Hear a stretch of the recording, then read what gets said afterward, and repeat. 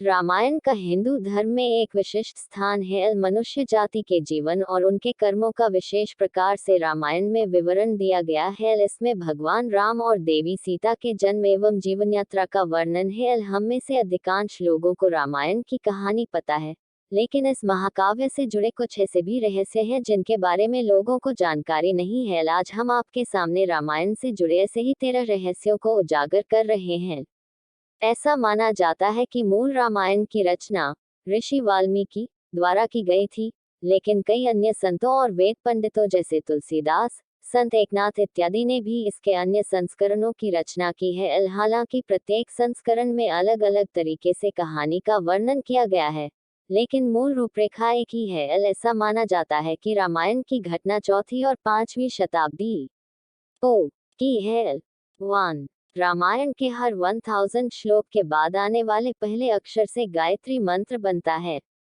गायत्री मंत्र में 24 अक्षर होते हैं और वाल्मीकि रामायण में 24,000 श्लोक हैं। रामायण के हर 1000 श्लोक के बाद आने वाले पहले अक्षर से गायत्री मंत्र बनता है। यह मंत्र इस पवित्र महाकाव्य का सार है। गायत्री मंत्र को सर्वप्रथम ऋग्वेद में उल्लिखित किया गया है।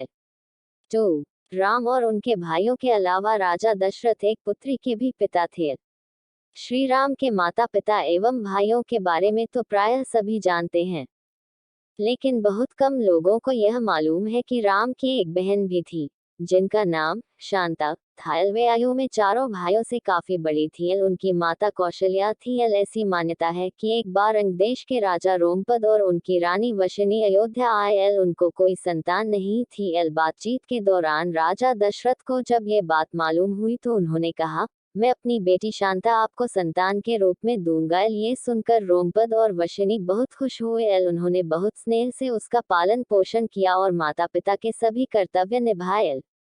एक दिन राजा रोमपद अपनी पुत्री से बातें कर रहे थे। उसी समय द्वार पर एक ब्राह्मण आए और उन्होंने राजा से प्रार्थना की कि वर्षा के दिनों में वे खेतों की जुताई में राज दरबार की ओर से मदद प्रदान करें। राजा को ये सुनाई नहीं दिया और वे पुत्री के साथ बातचीत करते रहे। द्वार पर आए नागरिक की याचना न सुनने से ब्राह्मण को दुख हुआ और वे राजा रोमपद का राज्य छोड़कर चले गए। वह ब्राह्मण इंद्र के भक्त थे। अपने भक्त की ऐसी अनदेखी पर इंद्रदेव राजा रोमपद पर क्रुद्ध हुए और उन्होंने उनके राज्य में पर्याप्त वर्षा नहीं की। इससे खेतों में खड़ी फसलें मुरझाने लगी। इस संकट की घड़ी में राजा रोमपद ऋषिशृंग ऋषि के पास गए और उनसे उपाय पूछा। ऋषि ने बताया कि वे इंद्रदेव को प्रसन्न करने के लिए यज्ञ करें। ऋषि ने यज्ञ किया और खेत खलिहान पानी से भर गए। इसके बाद ऋषिशृंग ऋषि का विवाह शांता से हो गया और वे सुखपूर्वक रहने लगे। बाद में ऋषिशृंग ने ही दशरथ की पुत्र कामना के लिए पुत्र का मिष्टि यज्ञ करवाया था। जिस स्थान पर उन्होंने ये यज्ञ करवाया था वह अयोध्या से लगभग 39 की.मी. पूर्व में था और वहां आज भी उनका आश्रम है और उनकी तथा उनकी पत्नी की समाधियां हैं। 3. राम विष्णु के अवतार हैं, लेकिन उनके अन्य भाई किसके अवतार थे? राम को भगवान विष्णु का अवतार माना जाता है, लेकिन आपको पता है कि उनके अन्य भाई किसके अवतार थे? लक्ष्मण को शेषनाग का अवतार माना जाता है, जो क्षीर सागर में भगवान विष्णु का आसन है, जबकि भरत और शत्रुघ्न को क्रमशः भगवान विष्णु द्वारा हाथों में धारण किए गए सुदर्शन चक्र और शंख शैल का अवतार माना जाता है। 4. सीता स्वयंवर में प्रयुक्त भगवान शिव के धनुष का नाम है। हम में से अधिकांश लोगों को पता है कि राम का सीता से विवाह एक स्वयंवर के माध्यम से हुआ था। उस स्वयंवर के लिए भगवान शिव के धनुष का इस्तेमाल किया गया था, जिस पर सभी राजकुमारों को प्रत्यंचा चढ़ाना था। लेकिन बहुत कम लोगों को पता होगा कि भगवान शिव के उस धनुष का नाम पिनाक था। 5. लक्ष्मण को गुदाकेश के नाम से भी जाना जाता है। ऐसा माना जाता है कि वनवास के 14 वर्षों के दौरान अपने भाई और भाभी की रक्षा करने के उद्देश्य से लक्ष्मण कभी सोते नहीं थे। इसके कारण उन्हें गुदाकेश के नाम से भी जाना जाता है। वनवास की पहली रात को जब राम और सीता सो रहे थे तो निद्रा देवी लक्ष्मण के सामने प्रकट हुई। उस समय लक्ष्मण ने निद्रा देवी से अनुरोध किया कि उन्हें ऐसा वरदान दे कि वनवास के 14 वर्षों के दौरान उन्हें नींद न आए और वह अपने प्रिय भाई और भाभी की रक्षा कर सके। निद्रा देवी इस बात पर प्रसन्न होकर बोली कि अगर कोई तुम्हारे बदले 14 वर्षों तक सोए तो तुम्हें यह वरदान प्राप्त हो सकता है। इसके बाद लक्ष्मण की सलाह पर निद्रा देवी लक्ष्मण की पत्नी और सीता की बहन उर्मिला के पास पहुंची। उर्मिला ने लक्ष्मण के बदले सोना स्वीकार कर लिया और पूरे 14 वर्षों तक सोती रही। 6. उस जंगल का नाम जहां राम, लक्ष्मण और सीता वनवास के दौरान रुके थे। रामायण महाकाव्य की कहानी के बारे में हम सभी जानते हैं कि राम और सीता लक्ष्मण के साथ 14 वर्षों के लिए वनवास गए थे और राक्षसों के राजा रावण को हराकर वापस अपने राज्य लौटे थे। हम में से अधिकांश लोगों को पता है कि राम, लक्ष्मण और सीता ने कई साल वन में बिताए थे, लेकिन कुछ ही लोगों को उस वन के नाम की जानकारी होगी। उस वन का नाम दंडकारण्य था जिसमें राम, सीता और लक्ष्मण ने अपना वनवास बिताया था। यह वन लगभग 35,600 वर्ग मील में फैला हुआ था जिसमें वर्तमान छत्तीसगढ़, उड़ीसा, महाराष्ट्र और आंध्र प्रदेश के कुछ हिस्से शामिल थे। उस समय ये वन सबसे भयंकर राक्षसों का घर माना जाता था। इसलिए इसका नाम दंडकारण्य था, जहाँ दंड का अर्थ सजा देना और अरण्य का अर्थ वन है। 7. लक्ष्मण रेखा प्रकरण का वर्णन वाल्मीकि रामायण में नहीं है। पूरे रामायण की कहानी में सबसे पेचीदा प्रकरण लक्ष्मण रेखा प्रकरण है, जिसमें लक्ष्मण वन में अपनी झोपड़ी के चारों ओर एक रेखा खींचते हैं। जब सीता के अनुरोध पर राम हिरण को पकड़ने और मारने की कोशिश करते हैं, तो वह हिरण राक्षस मारीच का रूप ले लेता है। मरने के समय में मारीच राम की आवाज में लक्ष्मण और सीता के लिए रोता है। ये सुनकर सीता लक्ष्मण से आग्रह करती है कि वह अपने भाई की मदद के लिए जाए, क्योंकि ऐसा प्रतीत होता है कि उनके भाई किसी मुसीबत में फंस गए हैं। पहले तो लक्ष्मण सीता को अकेले जंगल में छोड़कर जाने को राजी नहीं हुए, लेकिन बार बार सीता द्वारा अनुरोध करने पर वह तैयार हो गए। इसके बाद लक्ष्मण ने झोपड़ी के चारों ओर एक रेखा खींची और सीता से अनुरोध किया कि वह रेखा के अंदर ही रहे और यदि कोई बाहरी व्यक्ति इस रेखा को पार करने की कोशिश करेगा तो वह जलकर भस्म हो जाएगा। इस प्रकरण के संबंध में अज्ञात तथ्य यह है कि इस कहानी का वर्णन न तो वाल्मीकि रामायण में है और न ही रामचरितमानस में है, लेकिन रामचरितमानस के लंका कांड में इस बात का उल्लेख रावण की पत्नी मंदोदरी द्वारा किया गया है। 8. रावण एक उत्कृष्ट वीणा वादक था।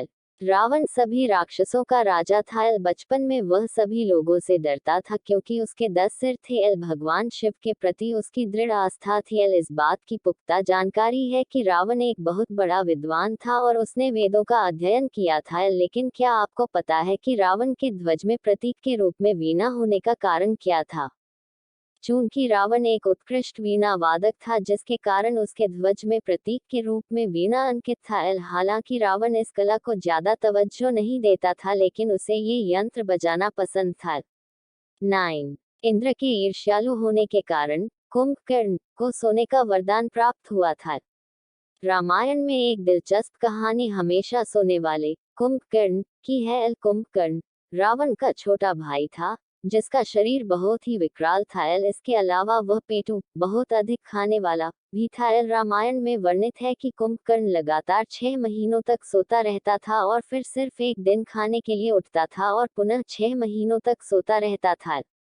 लेकिन क्या आपको पता है कि कुंभकर्ण को सोने की आदत कैसे लगी थी? एक बार एक यज्ञ की समाप्ति पर प्रजापति ब्रह्मा कुंभकर्ण के सामने प्रकट हुए और उन्होंने कुंभकर्ण से वरदान मांगने को कहा। इंद्र को इस बात से डर लगा कि कहीं कुंभकर्ण वरदान में इंद्रासन न मांग ले, अतः उन्होंने देवी सरस्वती से अनुरोध किया कि वह कुंभकर्ण की जिह्वा पर बैठ जाएं, जिससे वह इंद्रासन के बदले निद्रासन मांग ले। इस प्रकार इंद्र की ईर्ष्या की वजह से कुंभकर्ण को सोने का वरदान प्राप्त हुआ था। 10. नासा के अनुसार रामायण की कहानी और आदम का पुल एक दूसरे से जुड़े हुए हैं।